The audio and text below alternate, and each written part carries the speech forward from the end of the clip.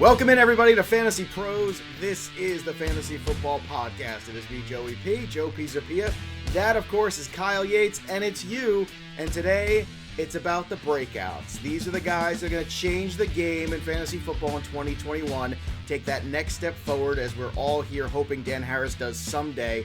Someday, hopefully this will be the year. Fingers are crossed. But yes, these are the important names, maybe the ones to reach for, the ones you want to make sure you've got some shares, because once again, your fortunes may be tied to them and their ability to take that next step, take their game to the next level, just the way Kyle Yates has done in the last few years. Dan, take a lesson. That's the kind of player you want on your fantasy football team. Boys, it's a Monday morning. It's a good day. How was your weekend there, Yates? It was good. I was on dad duty all weekend, and the 3-year-old is now deciding that naps are not exactly something that he wants to do. So while I am like, I need to sleep because I'm still recovering from the chaos that was last week, he was not wanting to sleep. So that was fantastic. It was great. But I am feeling rested, rejuvenated, ready to get back talking some football here with you guys. We had the preseason games and everything like that. It's fun to get back to talking some fantasy football, especially with drafts actually happening here now. So excited for this one. Dan Harris has actually not slept, nor have I, since the Fantasy Fest on Thursday. Our you look like it. You both stream. Look like it. We both have. I know, Dan, you're on the Da Vinci sleep. How's that working? First of all, you didn't even you're like, I'm here, and of course here with Kyle Yates, and then you just moved on. Like, I don't even exist, number one. Number two, there are like 14,000 insults being lobbed in my direction, which, as you guys know, I don't approve of. Okay, I don't like the insulting of us. I'm very upset by this. I'm going to power through. I don't think I have slept. Joe, I was talking to our producer, Chris, about the fest and about our 8 o'clock to 9 o'clock hour, which was apparently just us laughing and not really being coherent, which is mostly me anyway. That was a great time. I had a very good time doing it. I hope to catch up on sleep at some point after the football season. In the meantime, let's go 100% all day, every day. I can't tell you how many positive messages, though, I received about that hour of our dopiness where we were clearly punch drunk. And it was an hour where that wasn't supposed to happen. It was just an hour where like, well, Joe and Dan, you better go back on there and make it work. And we did. And, in a way, a lot of this and a lot of the madness, it brings us all closer together. And that's what this last few weeks has been here. We always joke and we make the Fast and Furious Vin Diesel jokes about the family here and stuff like that. But we are. And it's been a strain for the last 10 days or so with that family because, as you know, our brother Tags has been battling COVID and battling for his life. I'm not going to make it seem anything less than that. It has been a very difficult road for the last 10 days for him and his family. And I want to preface that first. We are completely secondary in this, even though we love him dearly. It's about him and his family, his children, his wife, his parents, everyone. And luckily, over the weekend, we got some better news that things are going in a better direction. And I can't tell you how much it means to them, his family, his wife. I'm sure it means to him, too, when he's able to see all this. And how much it means to us here at Fantasy Pros to see all the beautiful outreach. Because I know a lot of people aren't on Twitter necessarily, as we were talking before the show. And in case you had missed what was going on, he's been in the hospital for now over 10 days. And battling COVID, he is a warrior. He is our guy. He's not going to let us down. I'm telling you right now, he is tough as nails. And I'll tell you what, it has just been just lovely to see how important, this family is and how important he is to you. And it sounds silly in some ways because you go, well, it's a fantasy football podcast, right? But I can't tell you how many messages I've read in the last few weeks about, it's my favorite couple hours of the week, or, that hour where I get to hear Tags talk football. It takes my mind off something else. And that is important. And he cares so much about, he has talked about, I care more about your fantasy football team than my own, right?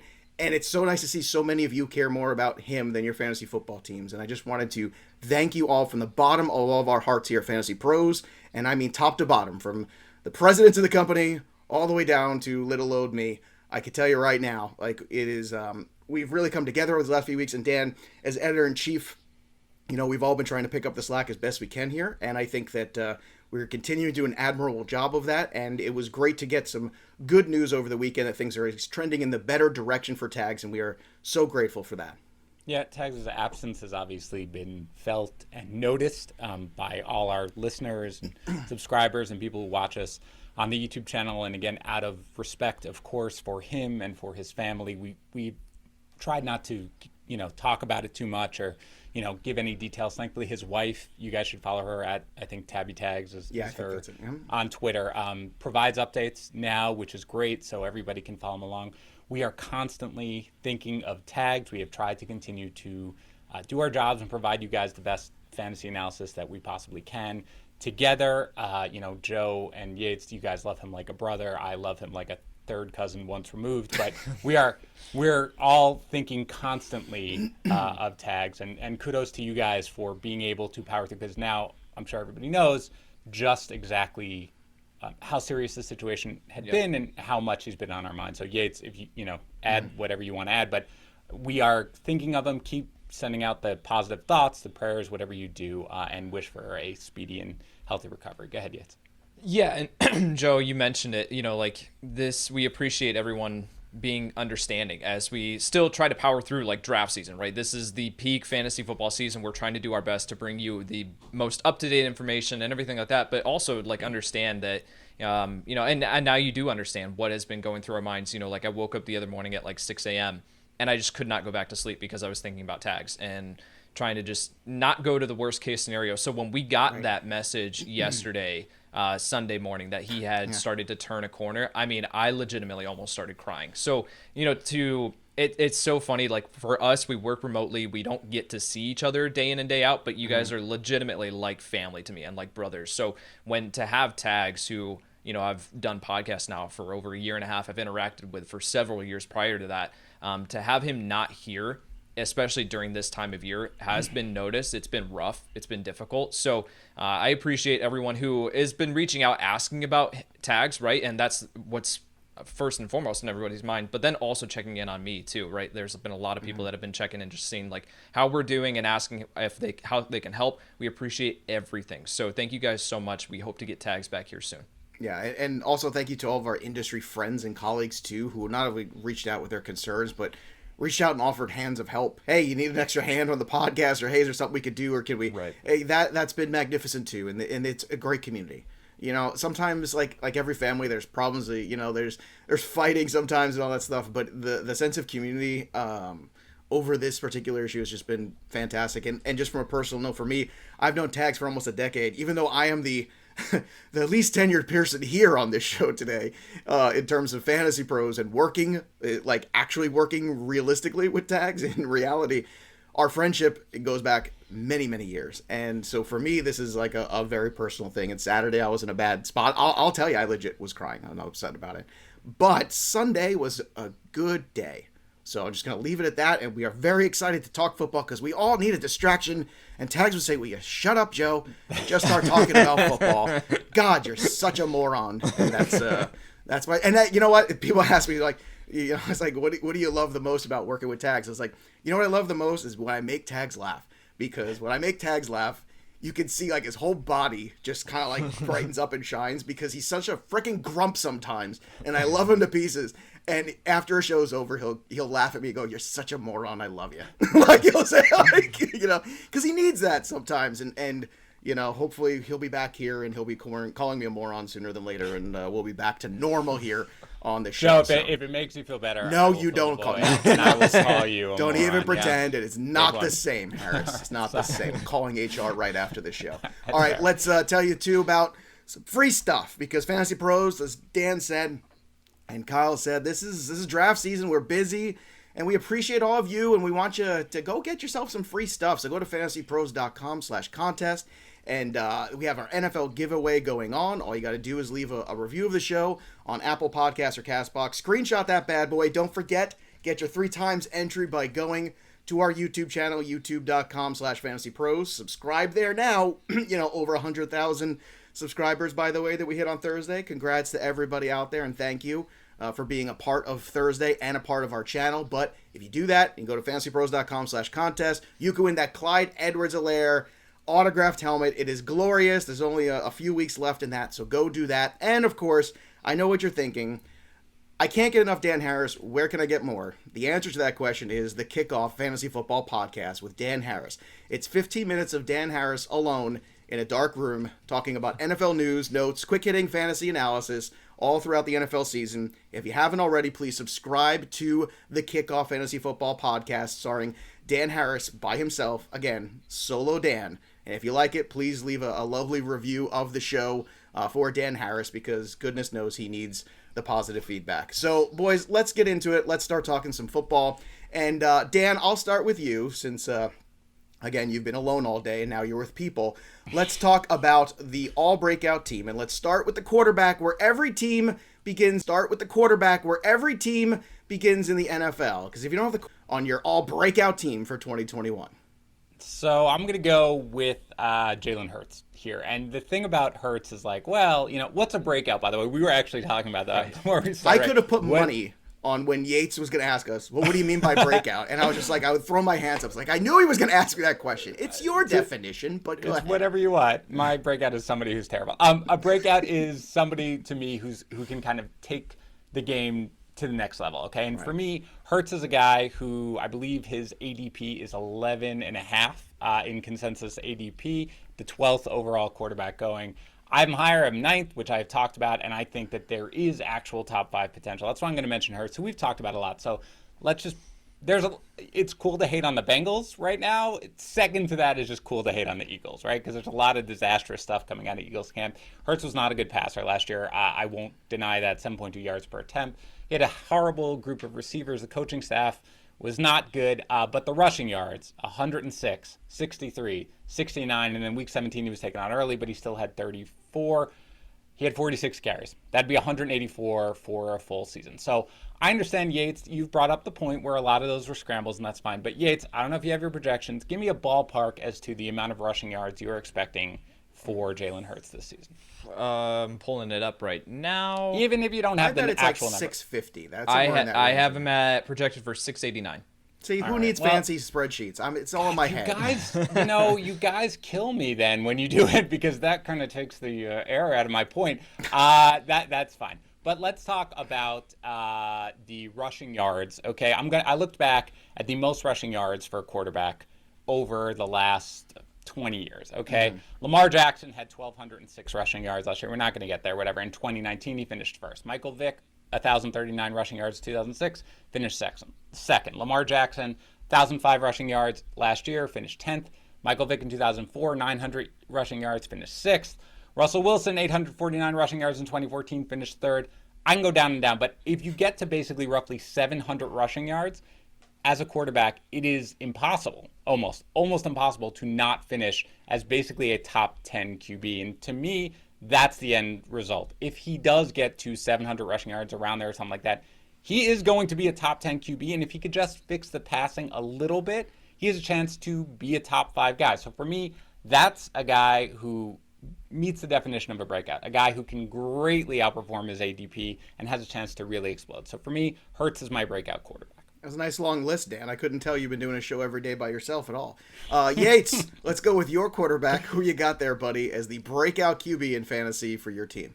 So we just finished talking about him on the Sleeper episode with Adam Rank, but that is Tua Tagovailoa here, the quarterback from Miami. Now, with Tua, last year was not great, and we've talked about Tua a ton here on this podcast, saying like everything that could have gone wrong for him last year absolutely did. But now heading into this year, we are starting to see some positive news and positive vibes, if you will, coming out of Miami about Tua Tagovailoa. And with the preseason game here against Atlanta, now I know that people are going to say, like, it was against the second stringers. I don't care. I'm evaluating Tua and what he can do. And what I saw was a very, very quick processor, again, which is what he did at Alabama. Chan Gailey's scheme last year did not do him any favors. So even if he only has, Devontae Parker's probably not going to be healthy all year. Will Fuller probably not going to be healthy all year. But even if he has these guys like Jalen Waddle and Myles Gaskin where they can get open quickly, what Tua is going to do is as soon as he sees a player open, he's getting the ball out. And he's getting it into their hands and letting them create after the catch, which is what Myles Gaskin can do really well and which is what Jalen Waddle does perfectly. So with these guys here that are now surrounding Tua, I think that we are heading towards a breakout campaign here for the second-year quarterback out of Alabama. Again, fully healthy. Everything is pointing up in his direction. So Tua Tagovailoa here as a breakout quarterback.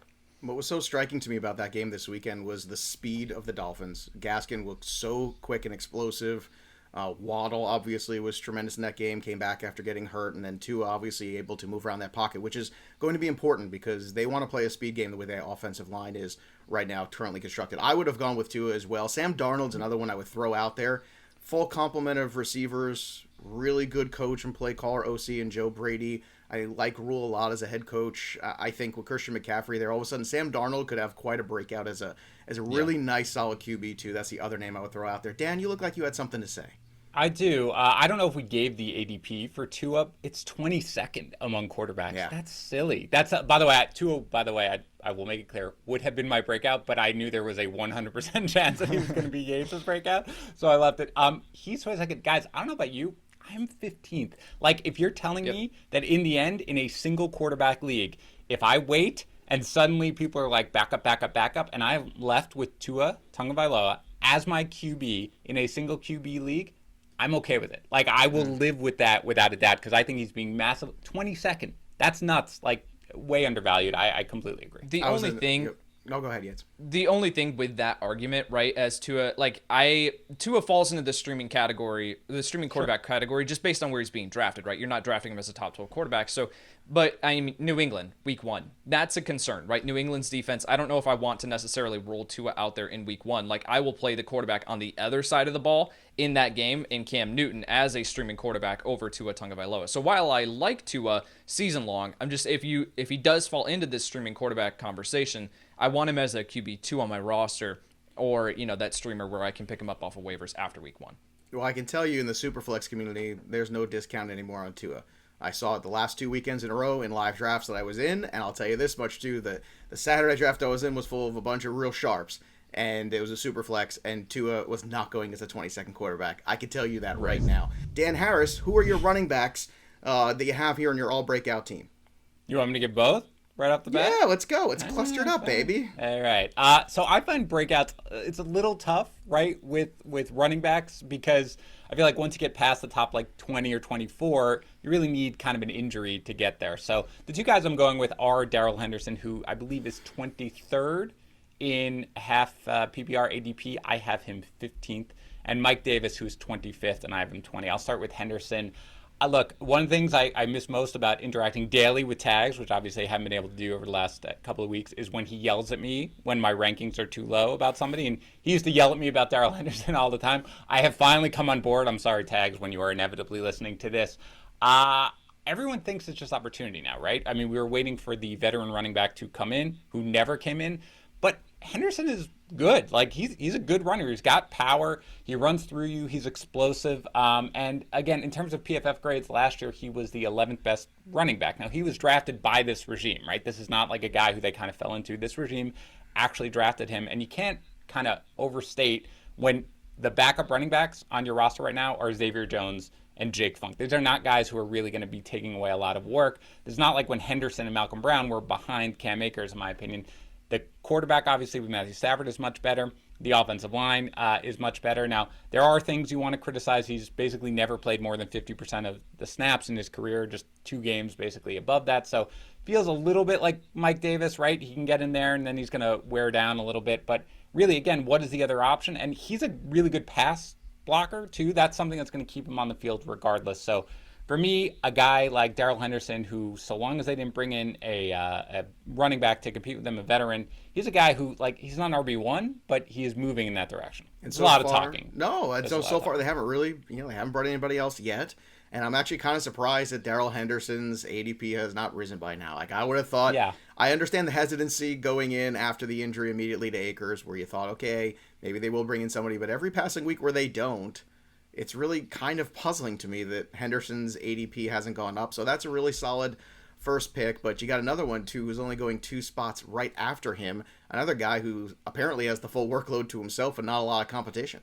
Yeah, what's interesting, by the way, with Henderson is he's 19th in ECR. I don't know where you guys have him, so he's above where he's going in ADP and ECR. But again, even for me now, I'm fully, like, I'm moving him ahead of that little, like, Dave Montgomery tier and stuff like that. He's at the high end of that tier for me. The other guy is Mike Davis. Now, I know Yates, we've talked about sort of the breakdown, at the end of the year concerns. He's a guy who maybe you want to have to really, you can see the breakout early, but maybe not late.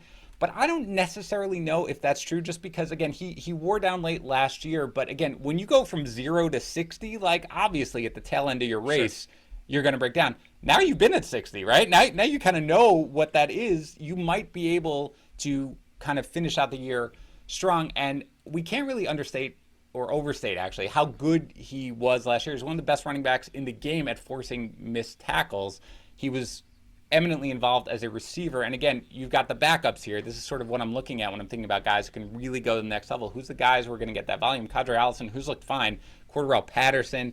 They didn't even spend a late round pick, Yates, on a running back, right? They just signed Javian Hawkins. The offensive line isn't good, but I don't really think that matters that much when you have a pass-catching back like Mike Davis. Didn't matter that much to Austin Eckler. Didn't matter to best player ever, Myles Gaskin, last year. So I really just do think. So you go down to the basics. You've got a 3-down back like Davis is. That's kind of rare right now. You've got nobody behind him. You've got a team that's going to need to put up points, and that doesn't have a ton of other options behind Ridley and Pitt. So if he stays healthy, he does have a chance very easily to finish as an RB1, in my opinion. So both, I find myself, you guys know we've done a lot of mock drafts. I wind up with Mike Davis a lot. I'm going to start winding up more with Darrell Henderson. So those are the two guys who I think could be the real breakouts this year. I was able to get Mike Davis on Saturday as my third running back in a Superflex, and boy, I was very happy. Yeah. Again, volume, it's there. Take it. Upside, sure, but I mean, as your third RB and he's right on that fringe, as you pointed out, at 25, why not take that shot? All right, Yates, let's talk about your running backs. Who do you have earmarked to break out in 2021? One of them, Darrell Henderson. So, Dan, incomplete agreement there. I wanted to Where point do you this have out. him, Yates? I'm at 15. I'm at 15. Okay. Fantastic. Yep. So I wanted to point this out. Curtis Patrick on Twitter the other day said, in 2020, Darrell Henderson outperformed Cam Akers in all of the following rate-based metrics: yards per carry, rushing attempts per broken tackle, rushing fantasy points over expectation per attempt, yards per reception, yards after catch per reception, and PPR per opportunity. Darrell Henderson is a good running back. And there is a perception right now. I don't know if it's just because Cam Akers completely took over this backfield and Darrell Henderson was moved to the side, that people think that he's not a good running back or something like that, or that he's just a role player. I don't understand where this perception is coming from. But there are a lot of things here with the Los Angeles Rams from a GM perspective and from a team drafting perspective that we really should not read that much too far into, because they are terrible at drafting. So that's why they trade away all their first round picks. So Darrell Henderson here, he's got a significant opportunity in a potential top 5 scoring offense in the league this year. It makes complete sense to call Darrell Henderson a value where he's being drafted right now, and then a potential breakout, and potentially even a league winner too. So Darrell Henderson is absolutely a guy that I want to highlight. The other one is Antonio Gibson. And Gibson, right, he's being drafted right now at RB12 in ADP. I've got him at 11. His ECR is 11. So it's hard to say, man, he's a top 12 running back. How can you call this guy a breakout? He potentially even broke out last year, right? Antonio Gibson is one of only 6 running backs in NFL history to score more than 10 rushing touchdowns and average more than 4.5 yards per carry while seeing less than 180 rush attempts in their rookie season. Antonio Gibson is a freaking good running back, and he's still learning the position. So with Gibson, I want that list too, right, that I mentioned, includes guys like Gale Sayers, Maurice Jones-Drew, Herschel Walker, Curtis Dickey, and John Keyworth. Those are the other 5 running backs here that are in that list with Antonio Gibson. And those guys, a lot of those guys went on to have fantastic NFL careers. So Gibson, I think, is just getting started here. And if he can see an uptick in the receiving work that we're kind of seeing here in the preseason, he's getting some targets there. I think Antonio Gibson could absolutely break out into a potential top 3, top 5 fantasy football running back.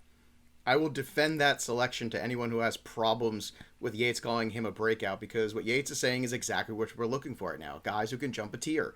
And right now, let's be honest, Gibson's right on that fringe of RB1 in terms of being drafted. He's right around there. Some people do have him higher, but some people have him lower. But I'm with you, Yates. I think the potential is there. The volume is potentially there. The better quarterback play for him to become a top 5 guy. I love this selection, and catching the football should not be a problem for this former wide receiver before he converted over to running back. So a lot of people, just got to get reminded of that sometimes. That J.D. McKissic did catch a lot of balls last year, but that was also because of the inefficiencies and deficiencies of the quarterback play, looking for open wide receivers and being able to throw the football to them. So that is why you saw J.D. McKissic do as much as he did. I think potentially we're looking at Antonio Gibson doing a whole lot more. Dan Harris, the wide receivers, very, very deep group. Lots of talent here.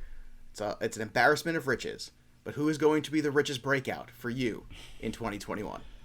First of all, now that I'm on the receiving end of all of these insults, I understand why they hurt a little bit. So I'm going to apologize. All I know is every morning I wake up and Yates goes, "What did Dan Harris say about me on the kickoff today?" And this is why you want to subscribe to the kickoff. I want to remind everybody, like I did before.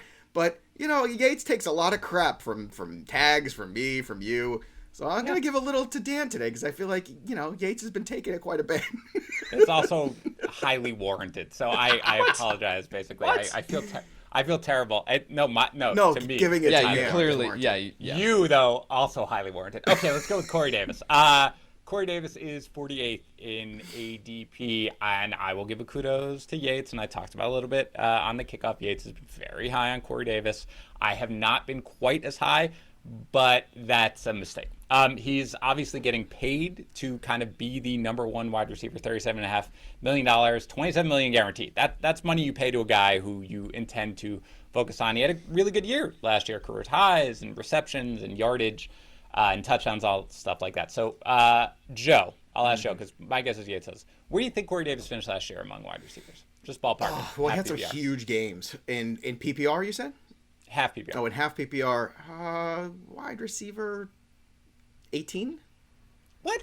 Guy, why are you ruining my? This is it actually 18? Is that actually the number? No, it's worse than that, but it's good. Like I expected you to be like 40, 45. This is why you don't ask a question that you don't already know the answer to. That's my bad. I learned that long ago. He was 31, which 31. I think is good. I was just gonna guess 27. The way he was asking it, I was like, is it really high? And I didn't even think about it. So yeah. Both of you guys are fantasy analysts, so I think you probably have more insight than Joe Q Public out there. Because my guess is that they did not think that is as high as he would have finished last year. Because I don't think people look back at Corey Davis and be like, he had a really good season last year. Right. 92 targets, 65 catches, 984 yards, and 5 touchdowns. So 17-game season right now, but you don't think he's going to really surpass easily all those numbers right now? And again, what's the competition? We like Elijah Moore certainly as a sleeper, but obviously a rookie battling an injury. Denzel Mims, they seem to absolutely hate him. Jamison Crowder, they wanted nothing to do with until he basically was like, I'll just take no money, keep me around. And they were like, okay, fine. Keelan Cole, Jeff Smith is playing ahead of Keelan Cole in the preseason games, guys. Like, I don't think Keelan Cole is really going to be something in preseason games. I mentioned this on the Kickoff Yates. I will say it correctly. He's got 13 routes. I say routes. Sorry, Queens native. 13 routes run so far in the preseason. He has 10 targets, okay? When you have a rookie QB like this, he is locking in on Davis. Davis is a guy 48th. That is now criminally low right now. He's a guy who can really break out, finish easily as a wide receiver 2. Probably not wide receiver 1, fine, but greatly surpassed. Take his game to the next level. Corey Davis is my number 1 breakout right now. I'm so mad at myself because you kind of tempted me into going to this crazy number. You're like, do you know how good Corey Davis was? And I'm like, well, I don't know. I tried. I'm thinking in the 20s, and I'm thinking to myself, maybe he break 20. I should have led with it. No, you embarrassed me. It's fine. It's fair. No, I've been giving you a lot of crap on the show. No, it's not. It was like way 10 spots off, but no. I was so intimidated by ferociousness. I feel like you leaned into me suggesting that Corey Davis is really good. Right. So that's fine. It's my bad. All right. My bad. Let's continue on here. Yates, give me your first wide receiver that you've got on your all-breakout team for 21. Yeah, we saw him do some fantastic things for fantasy football last year, but I think that he's going to take it an even step further this year. That is T. Higgins. He is currently wide receiver 28 in ADP, wide receiver 24 in ECR from weeks 3 through 16. From weeks 3 through 16. Get it together. I cannot talk this morning. Goodness gracious. 3 through 16. Last year, Higgins was the wide receiver 16 in all of fantasy football. And that was from when I think it was John Ross was scratched, or when he wasn't in the active lineup, and that's when T. Higgins really broke out. So Higgins, the whole argument here has been, right, and we've talked about it nonstop, like Higgins, Jamar Chase, which one are you taking here from this Bengals offense that is going to have pass volume, like plenty of passing volume and targets available here? And with Jamar Chase struggling to get up to speed, right? You talked about it on the kickoff, Dan. Like, this is... Thank you. It's rough for a receiver, a player, to take an entire year off of football and then to expect to be up and running at full strength right away, especially for a rookie, right? And so with Jamar Chase, I think that we just need to be tempering expectations here a little bit. We need to allow him to get, like you said, Dan, his sea legs under him. So I think that T. Higgins is going to be a guy who comes out of the gates on fire and then just keeps that momentum going here with Joe Burrow. So I am going to say T. Higgins here. I've got him at 23. So got him one spot above ECR. I really like him. I made that switch here, moved him above Jamar Chase. I've got Higgins at 23, Jamar Chase at 25. Still like Jamar Chase this year, don't get me wrong, but I think that he's not going to get off to the hot start that we think he might. So T. Higgins here as a breakout. I'm so happy to hear this. I've been Team T. Higgins over Chase for quite some time. I could tell you, CeeDee Lamb and T. Higgins were the two guys that I talked about at the end of last year being, those are the two tier jumpers this year. The guy goes from a 2 to a 1, from a 3 to a 2. And Higgins, somehow, over the last few weeks, Jamar Chase bumped through him, and he went over him in terms of ADP. And I just could not understand how this could possibly happen. I understand liking the talent, but we have to also live in the real world, which is, as Yates said, the guy hasn't played football in a year. It's going to take a little time. The talent is there, so what, he dropped the ball in the preseason game? Who cares? It'll all be fine eventually. The problem is, you want to be 2-4 or 4-2. And if you want to be 4-2, and T. Higgins is the right pick there in that same general range. And I'm sorry, I'm just going to die on this hill, and I'll be perfectly happy there. Just me and T. Higgins hanging out together. All right, let's go to the second wide receiver on your list here. Dan Harris, who you got? By the way, I will add that I wonder what's going to happen to Chase's ADP over the next week, right? Because, like, we've gone from, it's not that explosive. Like, the route running, not that great, to, holy cow, he's dropping every ball. He can't play football anymore, right? Like, you may see that gap between them grow. But realistically, Dan, shouldn't Jamar Chase been valued somewhere as a high-end, a mid to high wide receiver 3 upside kind of guy anyway? And then all of a sudden he became like, he's a really good 2 in a 2-week span, and now he's settling back to where it probably should be, which is like a 3 with upside if you want that built into your roster. So what was his ADP, Yates? Did we have Chase's, or I don't know if we had Higgins? I can pull it up now. really quick. Chase was 26th. His ADP was 26. Perfectly fine. I mean, I had him, and I still right now, I haven't done a full sweep yet after this last preseason games, but I still have him 24th, and my guess is I'm going to wind up with a lot of Jamar Chase right now because I do think that the ADP is going to start to fall a little bit. I'm totally fine with him there.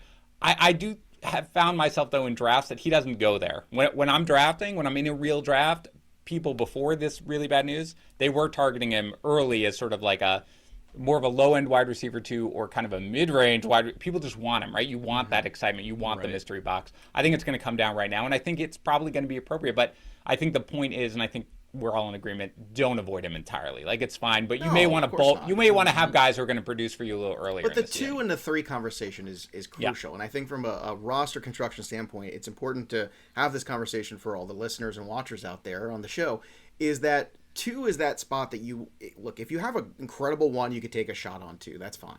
But for the most part, number 2 is that high floor guy. That guy that every week you know exactly the kind of volume they're getting. Adam Thielen historically has been that great. Oh my God, if you can get Adam Thielen as a 2 historically, what a fantastic guy who's got the upside for big games, but historically that floor has been very good, right? T. Higgins kind of fit that role, and that's why I was so excited about him coming into this season. Then the draft happened. And I got personally kind of like, oh no, a little bummed out. And I think everybody collectively started to, not sour, but at least got warm about him a little bit. And it wasn't as hot as they were. And now it's starting to heat back up. And it probably should have never gotten as warm as it did. It probably should have always been hotter because he came into camp in good shape. Everybody loves the guy. He showed you he could do it last year. He is not a rookie. It's a second year in the league, not, again, a year removed from playing football. So there's so many things there that just should have been easy. But speaking of easy, again, Dan Harris, that's 2 times I did it to you. Give me your second wide receiver.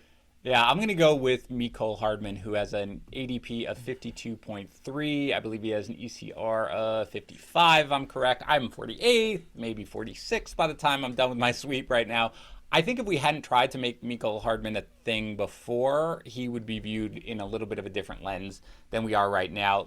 Yates, I remember when we were drafting in the Scott Fish Bowl, and I took Byron Pringle late, and we were all like, hey, this is our deep sleeper. This is our guy, right? There were a lot of good reports out of camp. We know the talent with Hardman. We know how fast he is and everything like that. But what I'm really watching right now is the usage in preseason games. So there was no Tyreek Hill here against Arizona. Hardman didn't leave the field. Now, in the first game, he was entirely out of 11 personnel. People thought that was bad, right? They're like, well, he's not going to be the number 2. I don't care, man. If he plays the slot, if I know he's going to be the slot receiver, if I know that he's going to be in every time there's a wide receiver, there is a 3 wide receiver set or more, that's fine because that is what the Chiefs do. The Chiefs are one of the heaviest 3 wide receiver set teams in the game. So now you've got no Tyreek Hill here in this game.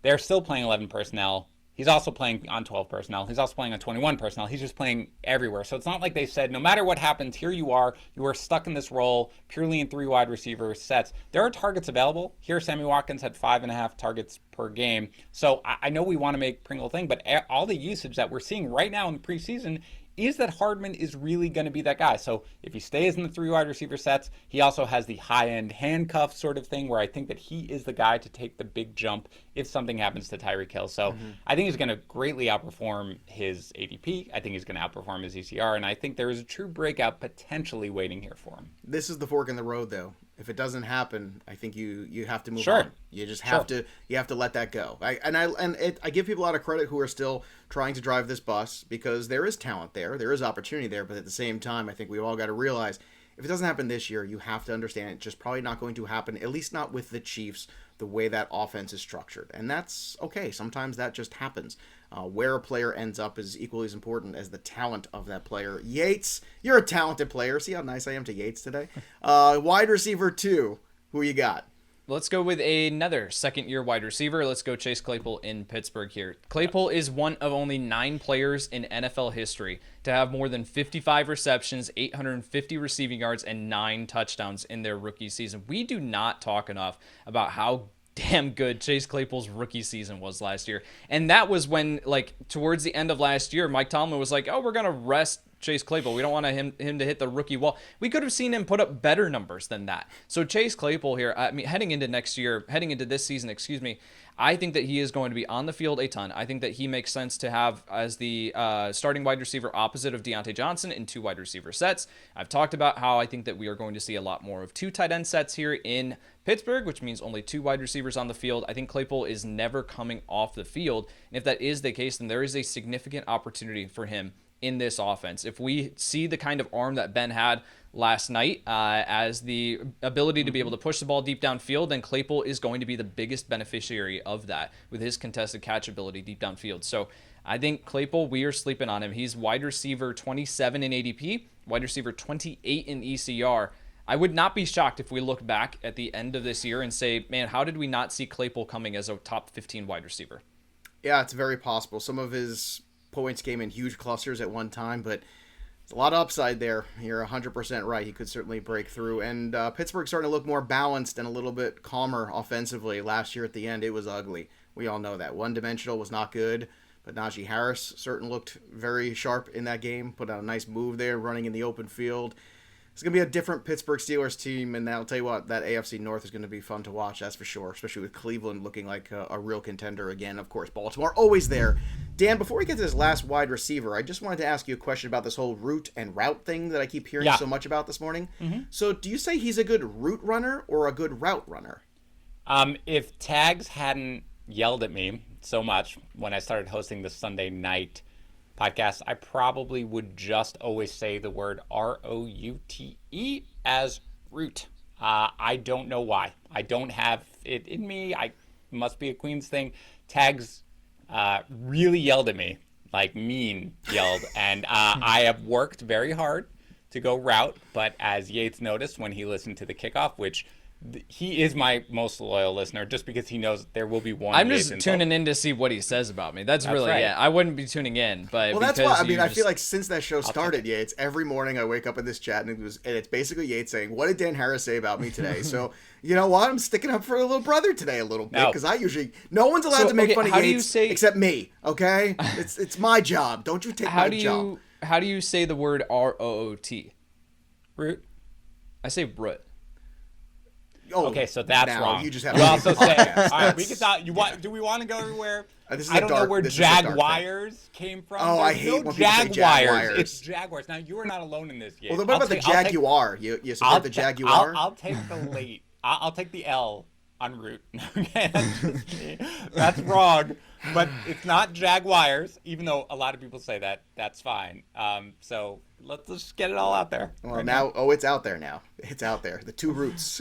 That's what you got. The 2 roots. The That's 2 right. roots. I don't know what a root is, by the way. That's I don't know what that is. Beer. I don't even want to. Root beer. Yikes. All right, let's go to the third wide receiver. Dan Harris, please give me a third wide receiver. It's going to break out in 21. Although Yates has made me generally despise young people, I will go with a young wide receiver here. And it is Rondell Moore, who I mentioned briefly, especially on the kickoff, which you should tune into. He is 63rd wide receiver in the half PPR ADP. He's 68th in ECR.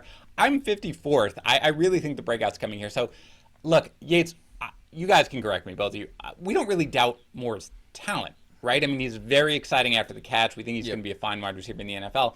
It's really about the playing time here, but I'm not sure we should be worried about that. Yates, pop quiz, what team ran the most 4 wide receiver sets last year in the NFL? I'm going to go with Arizona. Arizona is correct 20% of the time. I mean, that's a lot. So he'll be on the field more than he would be on almost any other team if he was just the 4th wide receiver. But I don't actually think he's going to be the 4th wide receiver, because what we are thinking about right now is who's going to take the slot role from Larry Fitzgerald, who reiterated he has no interest in playing football. So I think we can safely assume he's not going to be back this year. I assumed it was going to be Christian Kirk at the start of the year. We have seen 2 preseason games right now. Christian Kirk has played 0 snaps out of the slot, while Rondale Moore has played plenty. And again, when we talk about the other options in this passing game, which I think you want a piece of, it's DeAndre Hopkins, incredible.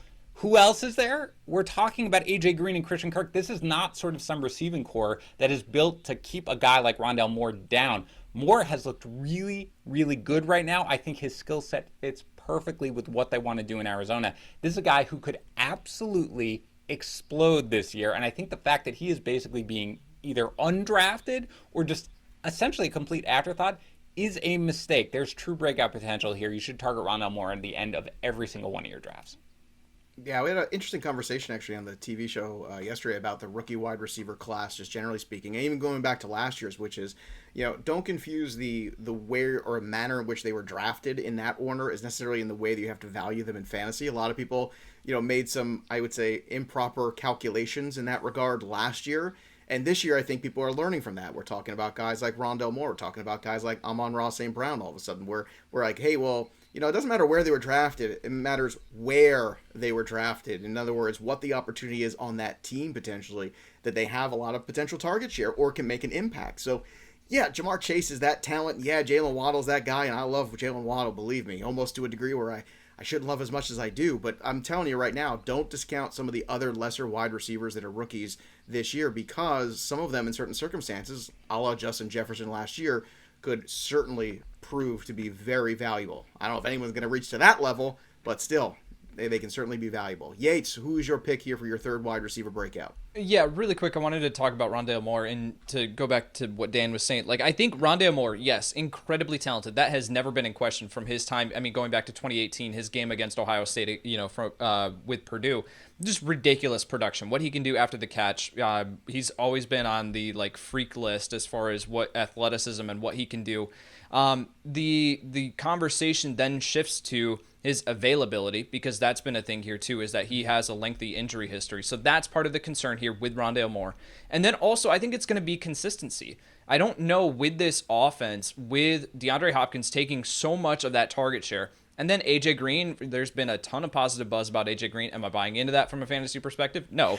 But I think that he's going to have these games where he pops off. You're going to have Christian Kirk. He's going to have some of these games where he pops off.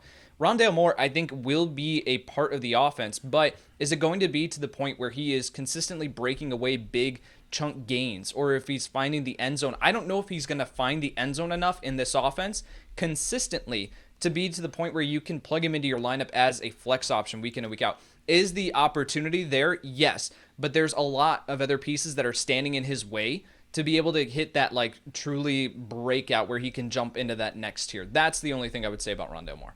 I have a question, if I may, counselor. If I may, Yates at 63, which is where he is. Do you still like that investment? Yes, that is where you can take the shot on him. Right, that's the last round. That's the last round of your draft pick. You're taking Rondale Moore there, right in that range where you just say, okay, I'll take the shot on him. And if he comes out in week 1, has a big performance, then okay, I feel like I made a worthy investment there at the end of my draft. But if he doesn't, then he's going to be one of those guys that you consider dropping. And I just think that he's going to have one of these, if he doesn't have a big performance in week 1, it might be in week 2. And then we might not see it again for weeks 3, 4, 5. And then he'll have another big performance in week 6 or whatever. It's going to take him finding the end zone with regularity for him to be that guy that pushes into the weekly flex conversation. All right, Dan Harris, the witness is yours now. Okay, yes, I think, first of all, it's a very good point. And again, I'm way higher than consensus. I'm way higher than ADP. He's still 54th for me, right? Okay, so we're not I'm not and I'm not saying you're not Yates. I'm saying that for the audience and everything like that. Mm-hmm. But I do have a question, Yates. let's say right now Cliff Kingsbury came out and said Rondale Moore is our starting slot wide receiver for the remainder of the season. Love this kid. Starting slot wide receiver. How would you view him from a fantasy standpoint? I mean, I'd bump him up slightly, but it's still not going to be to the point, right? Like because again, they do run 4 receiver sets, and they've got these other guys on this offense that can step in and rotate. So AJ Green's going to be a starter, DeAndre Hopkins is going to be a starter. Then you're going to have Rondale Moore, as a starter, quote unquote, in this offense. But then you're going to see Christian Kirk rotate in. You're going to see maybe Andy Isabella, if he stays in this roster, rotate in. Right? There are going to be other guys in this offense to the point where I know that DeAndre Hopkins is the consistent option in that offense week after week. And after that, I don't have consistency. I have some big performances here or there. I don't have that consistency. So I think the difference between us, sorry, very quickly, Joe, then I'll move on, is just that I think that you have more faith, you don't even have faith, but like you have more faith, I think, than I do in AJ Green, because I don't care about the camp reports. All right, I have none. Other than the fact that I will be doing mock drafts constantly and taking AJ Green first overall as an homage to my boy Tags. I faded Christian Kirk last year. And again, this is something where I remember talking to Tags. I talk about football. We all do with Tags so much. And Tags, like just the difference in Christian Kirk and everything like that. Like, I don't have any faith in Christian Kirk. I don't really have any faith in AJ Green right now. I do have faith in Rondale Moore. His talent level, health, you're right, is a concern. I think he is going to be the primary slot guy. And not only that, but I think they are going to manufacture touches for him because of the fact that he's able to do so much when he gets his hands on the ball. So I think the guaranteed touches might be there a little bit more than you do. And I think that's the difference. But all that's a fair point. And again, I'm talking about a guy who is way higher than ADP, way higher than consensus, still 54th. There's one more guy, and I just mentioned him, so I'm going to mention him again, that I thought one of you would. But you didn't, so I'm going to just pick up the ball and run with it. It's Jalen Waddle. He's my third breakout wide receiver.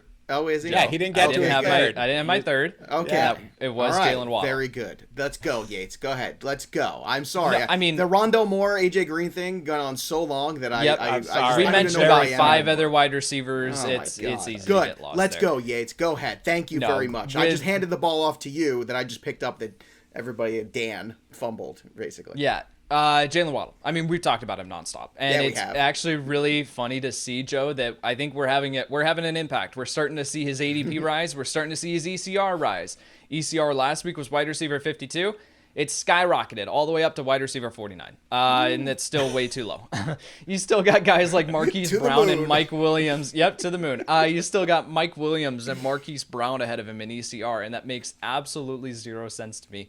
Jalen Waddle, I talked about it with Tua Tagovailoa, the skill set matching perfectly. If Jalen Waddle can get open underneath, which, spoiler alert, guys, he can, then Tua is going to feed him the ball, and he could easily lead this entire Dolphins team in targets this year. With his playmaking after the catch, sky's the limit for him. I would not be shocked if we talk about Jalen Waddle as a top 24 wide receiver next year, based off of this performance that he's going to give us in his rookie season. Now, he had that injury scare in the preseason game here. I think that he's okay. So that's the only thing standing in Jalen Waddle's way. I don't understand. I literally do not understand you and I both. Why he is so low.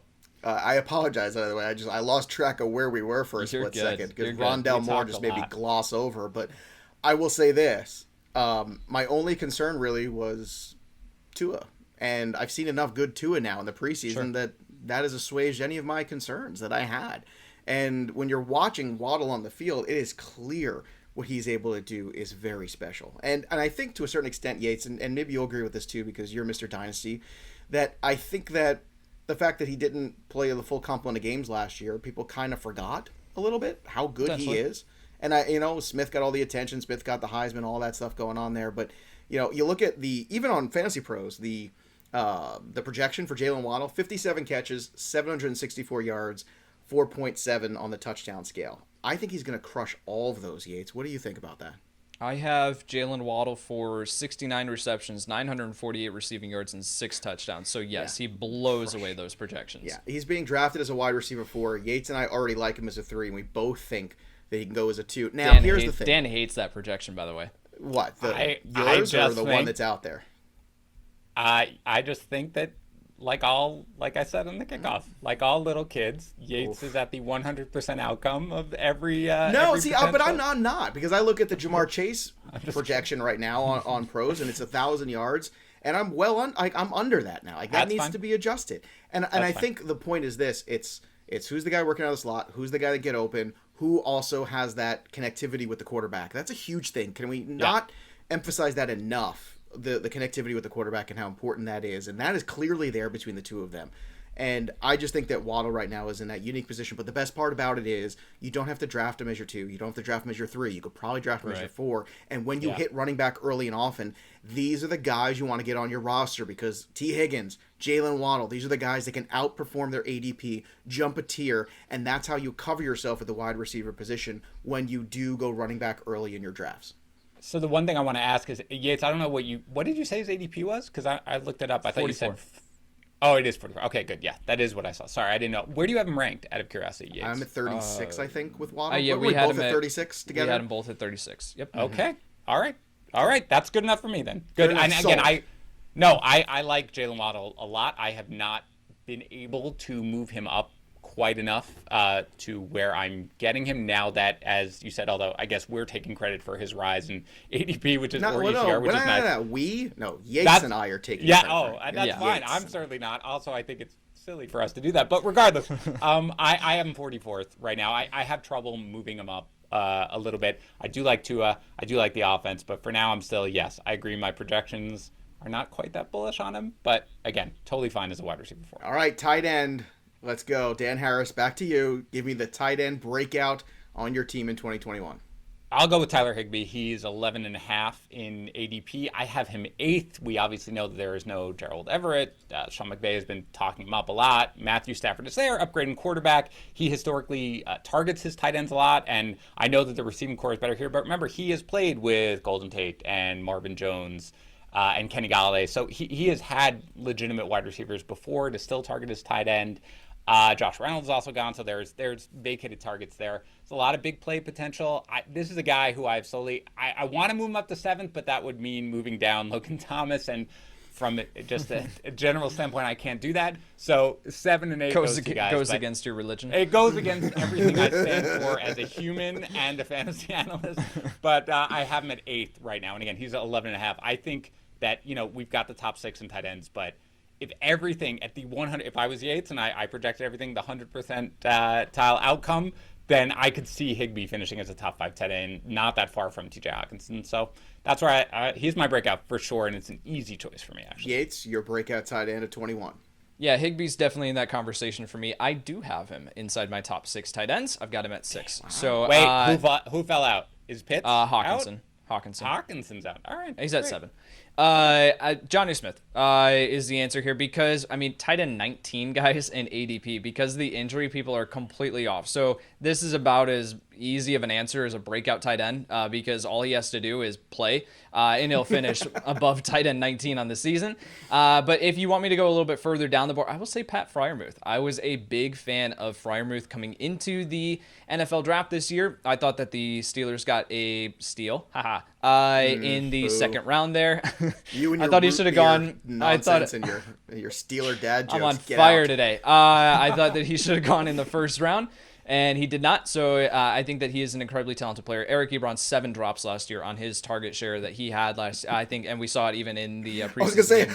I saw it in the preseason game. Yep. Hands of stone. There Eric is. Ebron. My God. I've talked about the 2 tight end sets. I talked about that with Claypool. I've talked about it all offseason. I think that there is a realistic chance that Freiermuth takes over this tight end 1 job halfway through the season this year. And if that is the case, then we could be talking about him entering into the top 15 conversation at tight end. So he's not someone that you need to draft. He's going tight end 29 in ADP. He's tight end 40 in ECR. But he's one of those guys that you want to keep an eye on as we move throughout the season on the waiver wire, because if he does start to take away that target share from Eric Ebron and eventually take over in this offense, he absolutely can be a guy that is a red zone presence and can enter the top 15 conversation. I think what you want to do, boys and girls, is keep an eye on Freiermuth when it comes to DFS. If there's good matchups there with teams that, bad linebacking cores that don't guard anybody you want to look at Pat Freiermuth as a free tight end on some of those days. So you could have a nice return because all you got to do is score a touchdown. And if Big Ben is looking for him already in the red zone, okay, that's what's been established there. So to me, this is actually something that's very important DFS-wise that you want to look and remember, because when you score a touchdown, you're a tight end 1 that week pretty much. And if Pat Freiermuth can do that, and it looks like he can in the early going, that's something that's useful. And as Yates saying too, let's not forget about those tight end premium leagues and those things like that where people, have the extra tight ends flying off the boards and stuff like that. So, need those 2 tight end wacky, crazy circumstances there in those deeper leagues where you're looking for streaming guys on bye weeks. You might be able to get a touchdown out of him. Dan, you seem to have some feelings about Freiermuth. Did you want to share? No, one thing I would say is that John Smith, I am at 16.3 in ADP Yates. I thought you said 19. I may be wrong, unless I'll look that up. But I was. It doesn't matter. But either way, I agree it's too low. In this way. The one thing with Freiermuth is, again, we spend so much time analyzing how does Kyle Pitts fight against historically terrible rookie tight ends, and if we're going to talk about any other rookie tight end, I'm just out. That's basically where I'm at. And that's fair. That's fair. And the points Yates brings up are great. Long term, I really, really like him, but for this year, I'm obviously. How much do you like him? Really like him. I just want to be sure exactly how much you like him. Yeah. Well, we really, really like you guys, and we're, again, so appreciative that you give us an hour of your day pretty much every day. I mean, let's be honest, if not more sometimes. So I just want to say thanks again to everybody, all of our Fantasy Pros listeners, watchers, readers, friends, and family here. And of course, all the staff over here, Fantasy Pros, been in a really challenging couple weeks in a lot of great ways and a lot of not so great ways. And, just getting back to the football always makes it all better. So I just want to once again kind of reiterate that and send our best, our thoughts, and our prayers and our hopes to Mike Tagliere and his family as he continues to battle and continues to be the tough guy we all know him to be. And hopefully getting him home soon and healthy is all that we care about. Also, I want to remind everybody, too, here, we want to give you some free stuff and thank you for being part of our crew here. So go to fantasypros.com/contest. Once again, we're giving away that Clyde Edwards-Helaire helmet thanks to our friends at Pristine Auction. That's PRISTINE auction.com. Go get involved in that contest. And while you're at it, subscribe to the Dan Harris Manifesto. I mean, the kickoff.